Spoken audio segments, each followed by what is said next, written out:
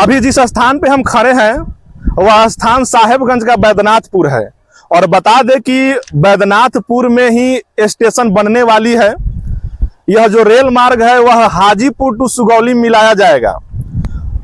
और अगर हम बात करें हाजीपुर टू सुगौली रेल मार्ग जो है पिछले इस कार्य पर तेजी लाया गया था कि जल्द से जल्द इसको जोड़ा जाए और यहाँ पे रेल मार्ग जो है जल्द से जल्द चालू किया जाए। हालांकि अभी 2024 है और 24 का आधा महीना बीत चुका है, लगभग 4-5-6 महीना और है और 24 में यह रेल लाइन जो है वो शुरू होने वाली थी, लेकिन हमको नहीं लग रहा है कि 2024 में यह रेल लाइन शुरू होगी।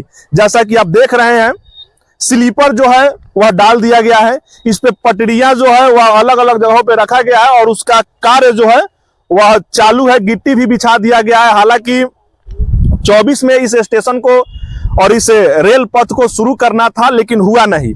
अभी देवरिया से पहले का जो ट्रायल है वह शुरू हो चुका है, स्पीड ट्रायल भी शुरू कर दिया गया है। वहां तक परिचालन जो है वह एक तरह से पटरी पर रेल को चलाया गया है और वहां तक सक्सेस हो गया है। लेकिन देवरिया से अगर हम साहेबगंज की बात करें, साहेबगंज से अगर हम सुगौली की बात करें तो अभी साहेबगंज का जो रेल पथ निर्माण है उसका कार्य जो है वो अपूर्ण है, पूर्ण हुआ नहीं है।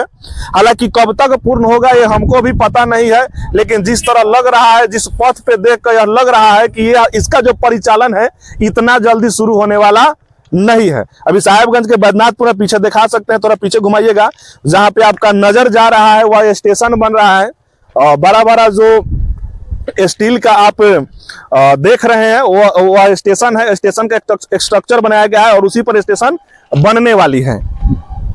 हालांकि अगर हम रेल शुरुआत की बात करें तो इस पथ पे इतना जल्दी रेल शुरुआत होने जा नहीं रहा है। 2024 तक समय दिया गया था कि 24 तक रेल शुरू कर दिया जाएगा, लेकिन कुछ ही जगहों पर यानी देवरिया तक, पारू तक जो उधर मिलाना था हाजीपुर से वह मिल चुकी है, लेकिन उसके आगे का जो कार्य है वो धीमी है। 24 तक का समय था कि आपके पास 2024 तक इस रेल पथ को शुरू कर देना है, लेकिन 24 का अब कुछ ही महीना और बचा है, 24 समाप्त होने वाली है, उसके बाद 25 आ जाएगा।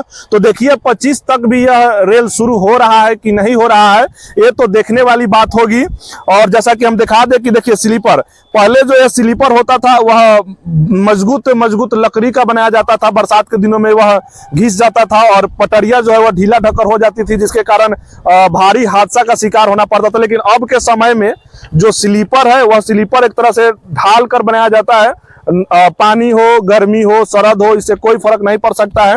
और इस तरह का स्लीपर बनाया गया और पूरा यहाँ से जहां तक नजर जाएगी स्लीपर को बिछा दिया गया है। उसके ऊपर पटरी भी रखा गया है, लेकिन पटरी का जो नट बोल्ट है वह कस के सही से मिलाया नहीं गया है। क्या काम जो है वह चल रही है और कब तक इस पर रेल दौड़ेगी यह देखने वाली बात है। कहा जाता है कि कई पीढ़ी बीत गए इस रेल संघर्ष में, लेकिन यहाँ का रेल जो है वो शुरू नहीं हुआ।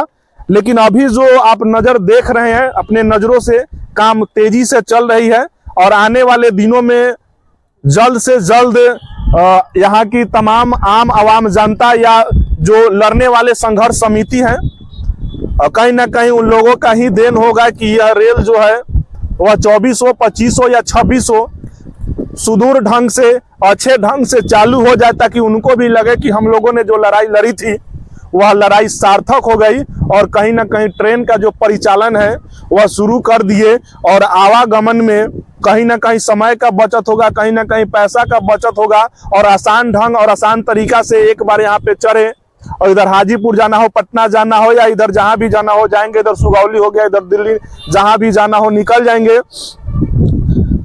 लेकिन एक और बात कहनी है कि ये तो हो गया हाजीपुर टू सुगौली, लेकिन एक और संघर्ष लड़ा जा रहा है मोतीपुर टू राजापट्टी।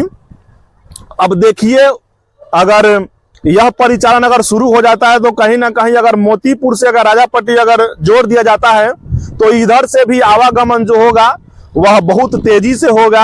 हालांकि जब इसके पीछे की जानकारी लिया गया तो वहां जानकारी के हिसाब से पता चला कि जब सर्वे हो रहा था तो सर्वे में कोई ऊपरी अधिकारी या ऊपरी मंत्री या मंत्री के कोई आदमी यह कह के कटवा दिए कि इधर तो पैसेंजर ही नहीं है और इसीलिए वह जो कार्य था धीमी हो गया और उसमें वृद्धि नहीं हो पाई। तो बता दें कि साहेबगंज एक उभरता हुआ शहर है, यहाँ पे वो तमाम सुविधाएं मिलते हैं जो बड़े बड़े मुजफ्फरपुर हो गए, पटना हो गए, ऐसे शहरों जैसे यहाँ पे सभी सुविधाएं मिलती है।